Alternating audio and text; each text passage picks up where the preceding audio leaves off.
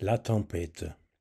Avec l'autorisation du rafting sur la rivière Nagold jusqu'à Erzgrube autour de 1600 commence une période d'exploitation intensive de la forêt de Weiler.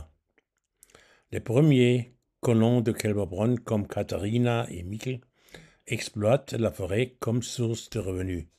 Vous êtes bûcheron, charbonnier, collecteur de pois et producteur de potasse.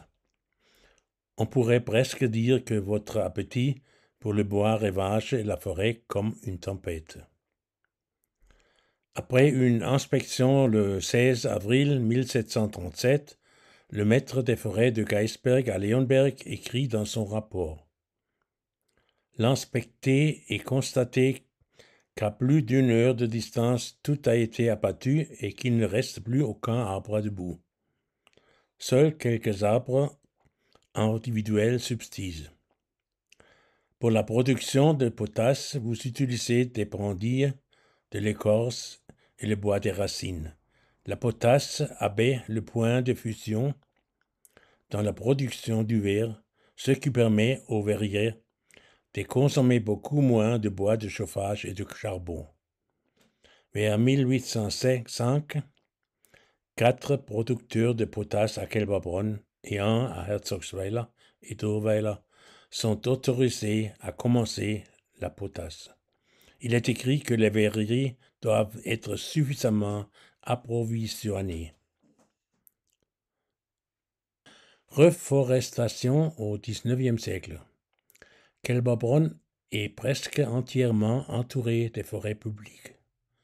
Avec la restructuration des forêts publiques en 1819, la forêt de Weiler est replantée avec des graines et des jeunes plantes de hêtres, de sapins et de pins. À partir de 1890, principalement avec des épicacas, qui étaient auparavant rares. Une exception est le parc national voisin.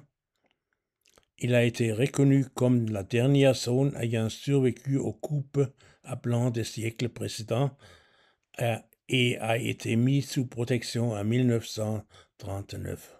Info: tempête Lothar. Là où il peut aussi avoir beaucoup à tomber. Le 26 décembre 1999, la tempête Lothar a ramassé des arbres dans le district forestier de Kälberbronn avec une masse de bois de 237 000 mètres cubes, l'équivalent d'environ 6 500 camions de bois. Kälberbronn a été de loin le district forestier le plus touché de tout le Baden-Württemberg. La tempête Lothar a également déraciné le plus grand sapin argenté de l'époque en Allemagne, qui mesurait 56,3 mètres de hauteur et se trouvait près de Kälberbronn sur le Jägerweg.